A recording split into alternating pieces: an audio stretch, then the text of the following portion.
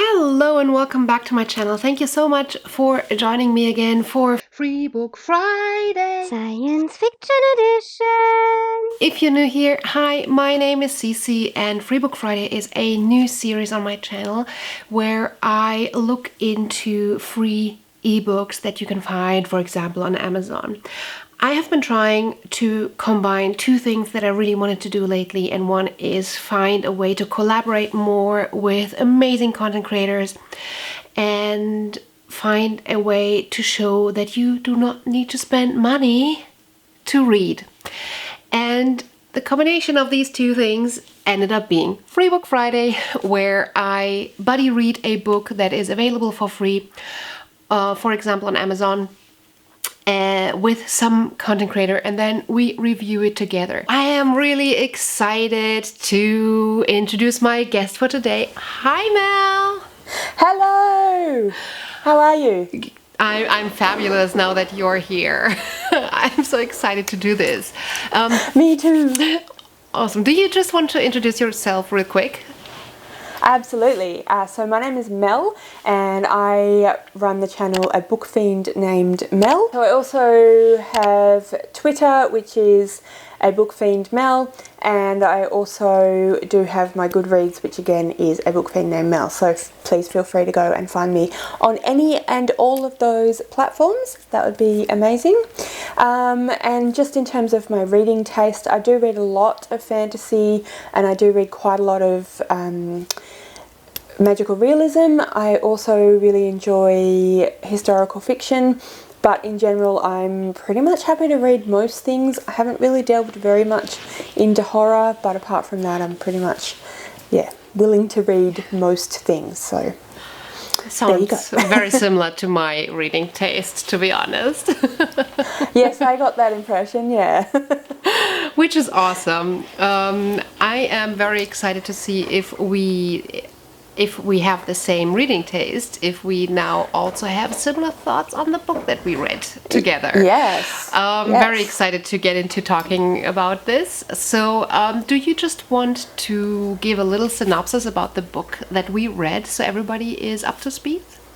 Absolutely. So we read a book called Surrender the Sun by, I think it's A.R. Shaw. Mm-hmm. And it is the first in a series, I believe. So this is actually a apocalyptic style story, and it is taking an idea from the current climate situation that we're in and imagining that rather than it being global warming that we should be concerned about, it actually being a impending ice age, which is something that happened in the 17th century or 18th century. And so now the proponents of the people that say that this is a possibility in this story have argued that it's on its way, that we will be plunged into a mini ice age. And we actually follow a woman called Maeve and her young son called Ben and a war veteran called Bishop, who find themselves living this event actually occurring, and it is about what they do as a result of this situation, and then also the town that they live in and what happens in the town that they live in as a result of this situation. And there are quite a lot of other moving pieces, but that's the general synopsis. Awesome, thank you so much. That was really good. I think that really confused me in the beginning, but I think that the book is called Bishop's Honor. And the series is called Surrender the Sun, even though the cover has the words Surrender the Sun, like in big bold letters on it. It looks like the title is Surrender the Sun.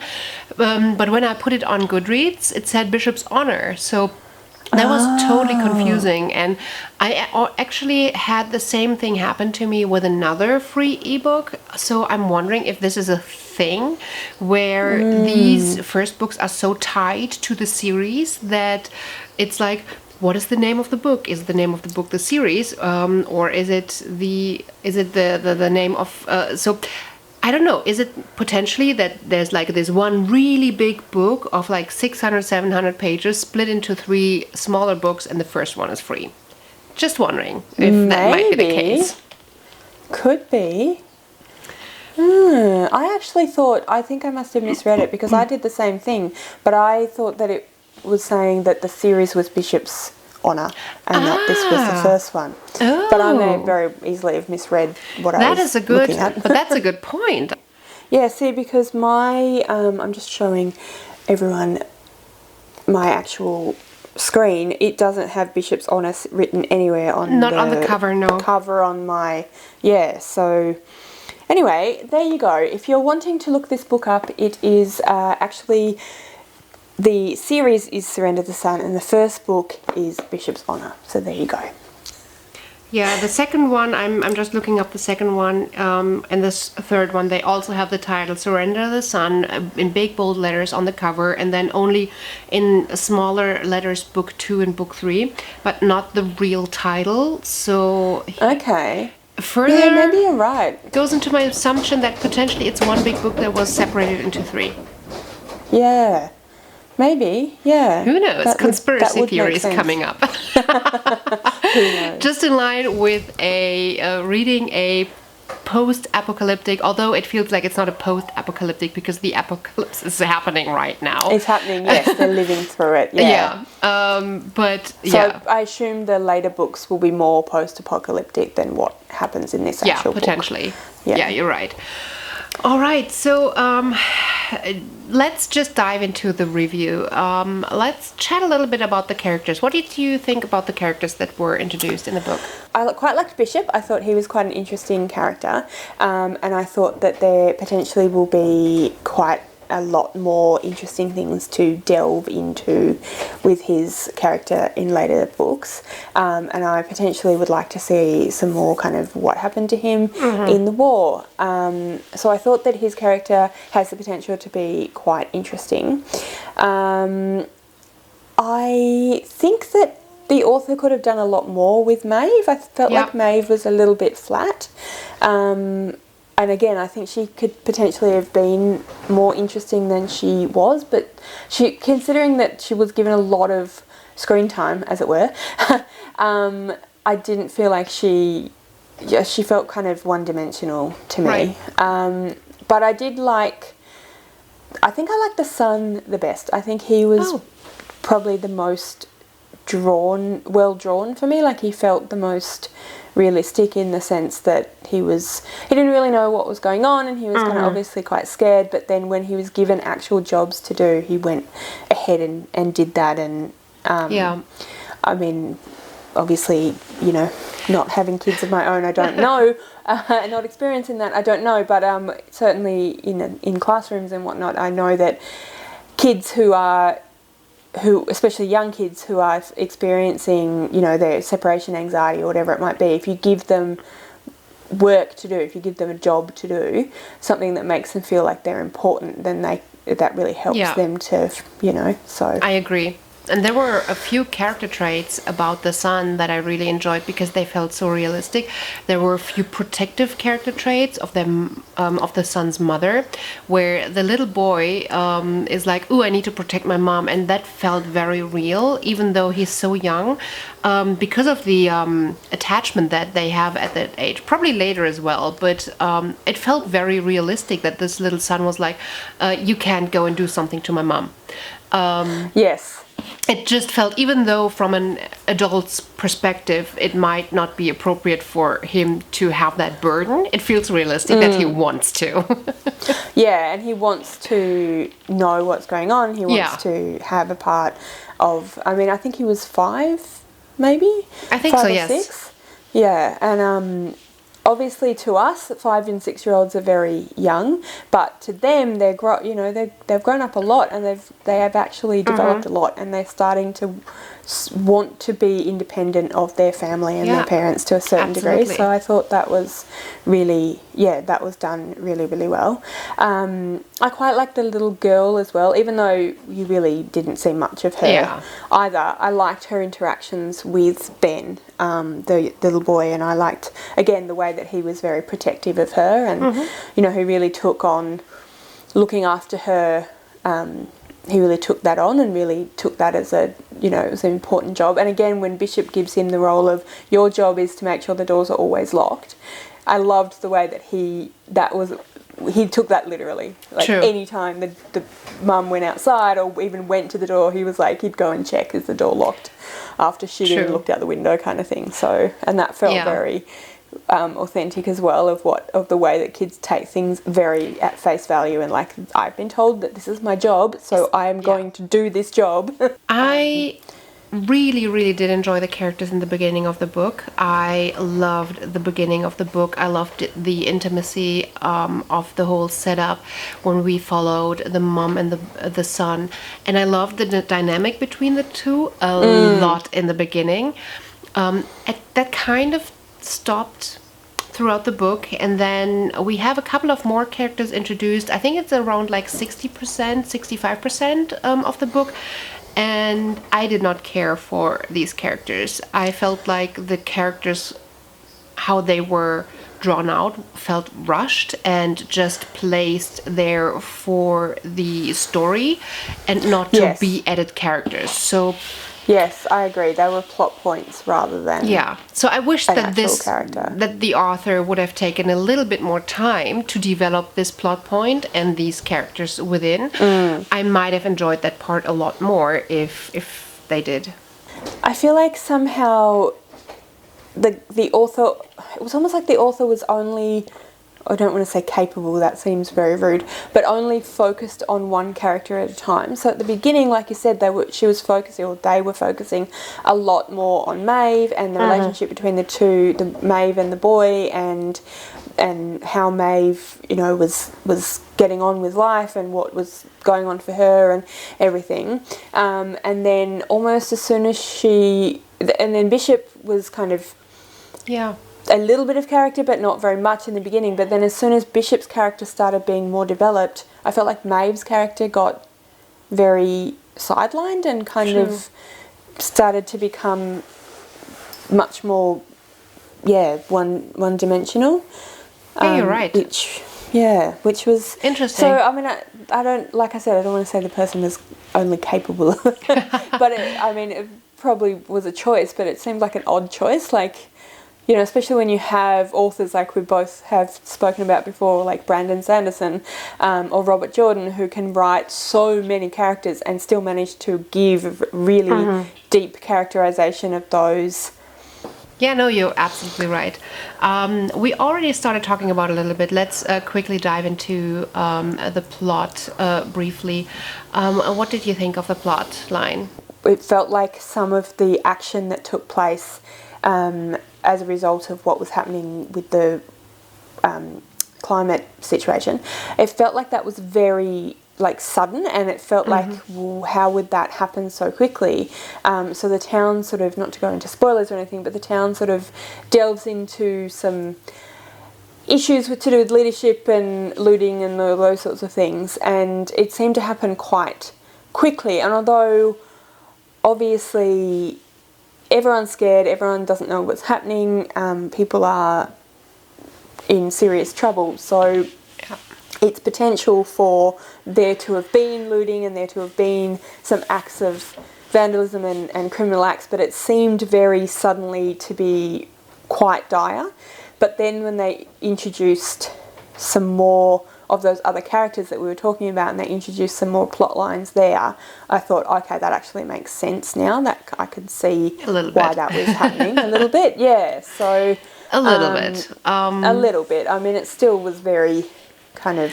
Well, I think I'm a little bit torn on that, and to be honest, I loved the book up until that part, until those characters were introduced, and then it really went downhill for me, because even though you're right that it explains why the town goes into that stage a lot sooner than feels logical, it opened up other logical issues for me. Because we're, as you mentioned in the synopsis briefly, we're talking about an ice age that has happened before in, I think 400 years ago. Something like that, yeah. And there's only a handful of people who are not tied to any government position, who are only these like either hermits or I want to take over the world at one point kind of person who expect this.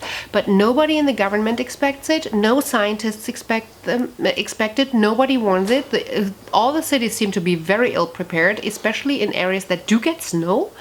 And I'm like, how are people like how do people like Bishop immediately know this is not just a snowstorm that blows over in a couple of days, and everybody else seems to assume, oh, this is going to blow over in a couple of days. And then there's a few others who also understand what's going on, but nobody from the government did. Nobody does. Nobody, like, it seems off. It seems very off. I actually hadn't thought of that really, which is weird. But yeah, I completely agree with you now you've said that. It was, I mean, I guess to a certain extent it makes sense because the author was focusing on those two characters mainly, Bishop and Maeve. But yeah, it does seem a little bit strange that there wouldn't be some government directives, even not from that state, but even from federal or whatever, that were even saying, fighting well, about it, you know. Yeah, we've absolutely. seen during the pandemic that I mean, our governments are only human beings as well, and they are thrown into a catastrophic situation, and they need to find who they believe and how to navigate this. So I do not think that the government in this situation would be any better, but you would see discussions. You would see somebody warning and some governments saying, hey, we need to follow the warning, and others be like, oh no, it's going to blow over. And so that it all happened suddenly doesn't make sense to me. Why would we be surprised?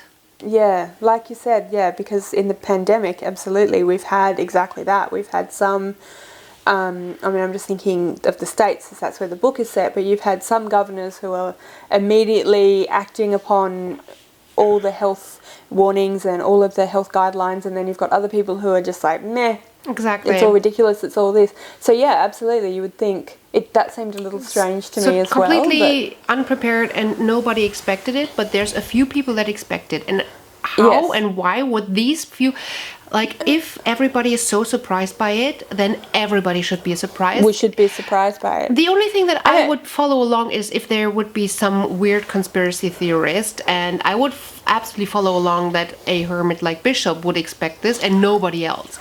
But not that other people then as well expected it. That's what threw me. I was about to say exactly that. Like someone like Bishop expecting it, but because he has sort of become a hermit and sort of taking himself out of society, he's a prepper. It's understandable. A prepper would expect understandable that he's also somewhat marginalised by the mainstream society. Exactly. But the guy, Roman, why he suddenly is so on board with what's going on, that to me felt really strange. Yeah.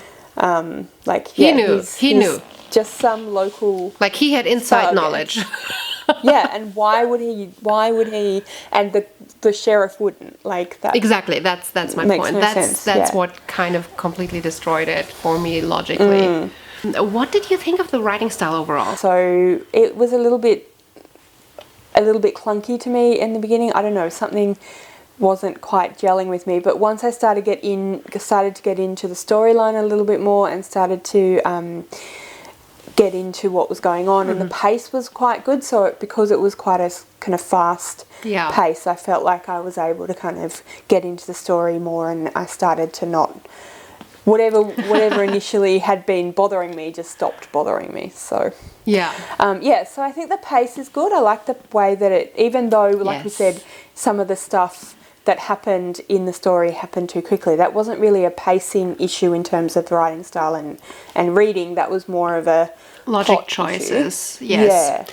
I agree. But the actual reading felt like it was good, well paced, and you could get into the story quite quickly, and you could it went along at a nice clip, and which I think works for that style of story. Fully agree. When you mentioned that you didn't like the writing style or you felt it was clunky, I was so surprised because I really enjoyed the writing style in the beginning, because it really captured me from like the first couple of pages, and I was drawn in and I could just read and follow along and forget that I'm reading. I think that I'm oftentimes a little bit more forgiving when it comes to writing style, because I personally do not need to have somebody who is very eloquent. I do love a beautiful writing style that has like these perfect sentences and everything, but oftentimes I actually prefer if the writing style is very simple and I forget that I'm reading. I want somebody to write in a way that it is a story that is being told to me, like the spoken word is absolutely fine, and that felt like it. It felt like it wasn't overcomplicating things. It just brought it, like it was straight to the point and just took me along for the ride, and I could forget that I'm reading and I was in the story. Especially in the beginning when there was a lot of intimacy and it felt very like isolated and calm, because all of a sudden snow just makes everything immediately calm, you know. So what did you end up liking best about it? What did I like best about it? I think I did like the pace in the end. I liked how quickly we kind of got to more of the action and what was happening, and it built up that air of suspense with Maeve quite well, I thought, at the beginning. I think my favourite thing though was probably Bishop's character, and how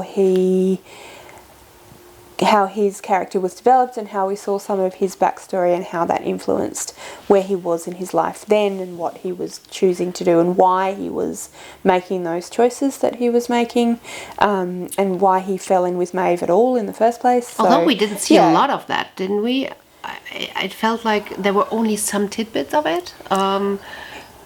I love that you still you could still understand where he was coming from, even though there were only a few hints, and it wasn't like this elaborate like 50 pages background story on Bishop, you know. No, which I actually thought was done. So that's part of the writing style that I thought was done well. Is that even though it was quite a small amount of backstory of Bishop, it was enough to make us feel like, oh, that's an interesting character, that's an interesting thing that potentially could be developed more in the later books. So I think that was my favourite thing. Yeah, what about yourself? What I liked most is the intimacy in the beginning of the book between Maeve and her son, the dynamic, just the little things about how they reacted, how they were completely ill-prepared, and how they, the little things that they did around the house, the thought process of, oh, we have to go to the store, do this, do that, actually have to go to the school still. And all these little things in the very beginning that just made so much sense to me because they felt very real. I love post-apocalyptic stories, mostly because I love seeing how people change their behavior, how they react in crisis situations. I feel there's a lot of like sociological, psychological aspects to it that I just love exploring, in the kind of what if, how would people react, how do they react to situations, and that felt very real in the beginning. So I think that was my favorite. Also, we didn't know anything about the outside world. We didn't know what was happening outside. There was no bird's eye view of, oh, at the same time in this bigger city this happened. And we only knew what those two knew. And that also felt very intimate and real and just had me in the story at that point. Yeah, and it made that real sense of we were along for the ride of like not knowing and what's going on and why is this happening, and that was quite well done, I thought, as well. Yeah, definitely. At this point I was sure that this is going to be a 4-star book for me. Okay. Yeah. Well, that changed. Let's talk about the things that we didn't like as much. Yeah, so I think the thing that I didn't like was I found that there were some elements, particularly in the later part of the story, that were quite sexist. Okay. So I found, so first of all, at the beginning, like you said, Maeve doesn't really know what's going on, and she's not really prepared for what happens, which is fair enough. You wouldn't be, they specifically say in the story that it's October, you would, even though it's an area of the US where you do get quite big snowstorms and that sort of thing, it doesn't usually start until later in the year, so they're all caught off guard in that regard, and it does make sense for her to not be prepared. And certainly the fact that this is a much bigger thing than even if it was a sudden snap, whoops, we're caught out, it's not when we expect snow. She does keep saying, oh, it'll blow over. You know, she expects it to behave like a normal storm and it'll blow over and she'll be stuck for a few days and it'll be uncomfortable, but then it'll go back to normal, which was exactly. We'd all expect that. But then, and so all of her kind of unpreparedness and her reactions in the beginning are fine. But then later, as the book continues, I started to find that she was still very much the kind of damsel in distress, which again, I guess we don't know how we'd behave. I like to think I'm a reasonably strong female, but I don't know how I'd behave in that sort of situation. And her whole world has been thrown upside down. So, but she's also mama, it's probably, with her little cub. She's also mum. That's very true. But it did start to grate on me a little bit how she was kind of always a little bit not sure what to do, a little bit scared, and it just felt like there was no room for her to develop and to respond and to say, okay, so now this is what I have to do. But I think what really got to me was when Bishop decides to teach Ben, who is a 5-year-old child, how to handle a weapon.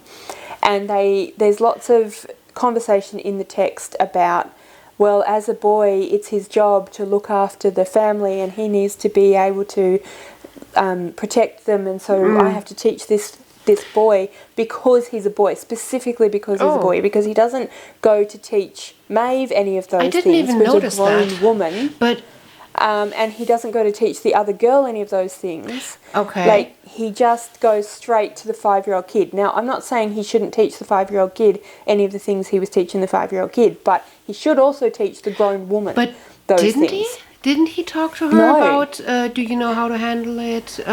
He did at the very beginning, or maybe it's because she didn't step in and be like, you need to... I mean, he taught the son after the son was like, I need to learn this. Can you show me, True, right? he did. Like, the kid did ask for it, but I just found it weird that Maeve kind of let Bishop give her as, like, Bishop kind of led that for Maeve as well. Like, he kind of went, oh, no, I do need to do this. And, like, he did check that she knew how to shoot a gun, but, like, he didn't go, okay, Maeve, you know what, I'm teaching Ben how to shoot a gun. Maybe you should come and have some target practice as well. True. You're not that great at it. You're not, like...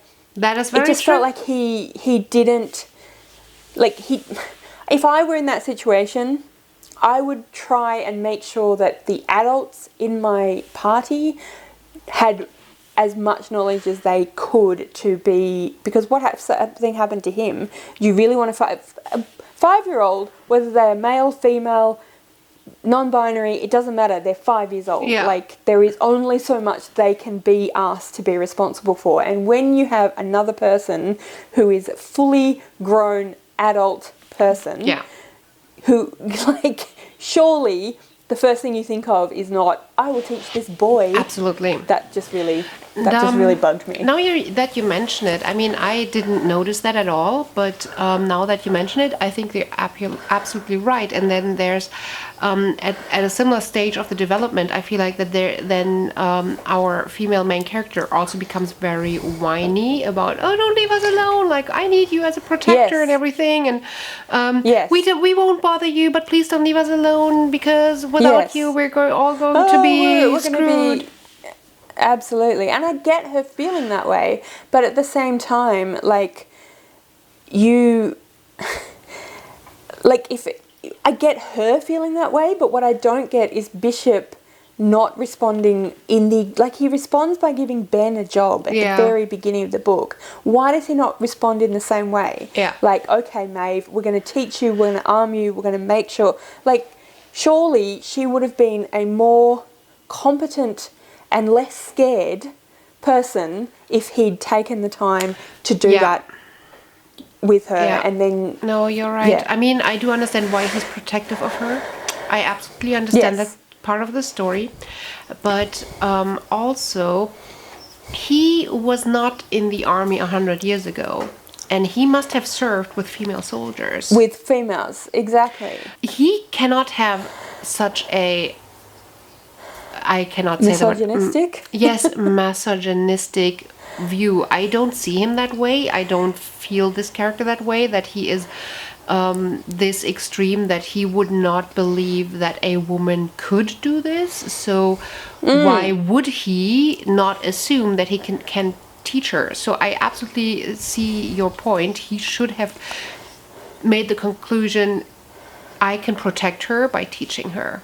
But because the book specifically starts, the narrative specifically starts saying all this stuff about boys have to know how to protect and boys have to be the man and blah, blah, blah, blah, blah. It's just like, oh, for goodness sake, like, he might have a penis, but he's still 5.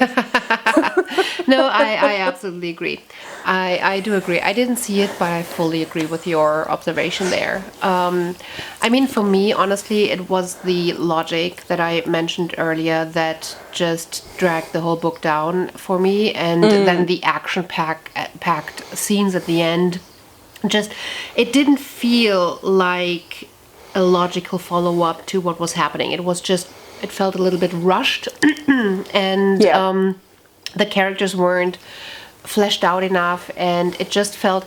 I think I've seen a brief review when I marked the book as read on Goodreads, somebody saying it felt like Jason Bourne on a snowmobile, and that is exactly the way that I felt at the end, and it just felt off. Like, the balance wasn't there anymore. That I everything that I loved in the beginning, I hated in the end. It just...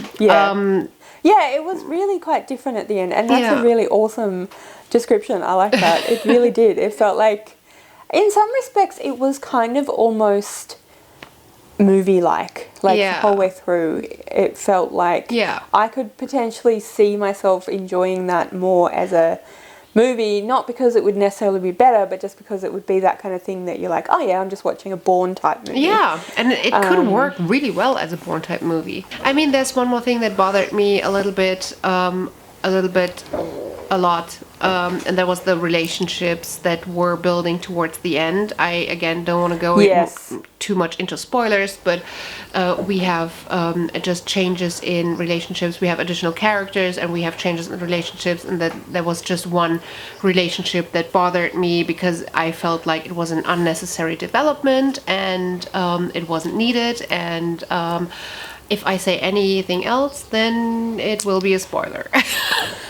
I'll try not to spoil either, but yeah, I agree, completely agree. You know what I mean, right? We're talking like about instantly. the same, like, why was that necessary? But why? It just didn't make sense. How did you end up rating this book? I actually ended up giving it 3. Yeah, same. It was really difficult because, as I said in the beginning, I was like, yes, this is going to be my 4th star. Yeah, so I was totally rooting for this, but then this development, and potentially this is the development that other people like, but I was disappointed by this development. All right, should we just go and give our verdict if we think that the viewers should be reading this or should pass on this?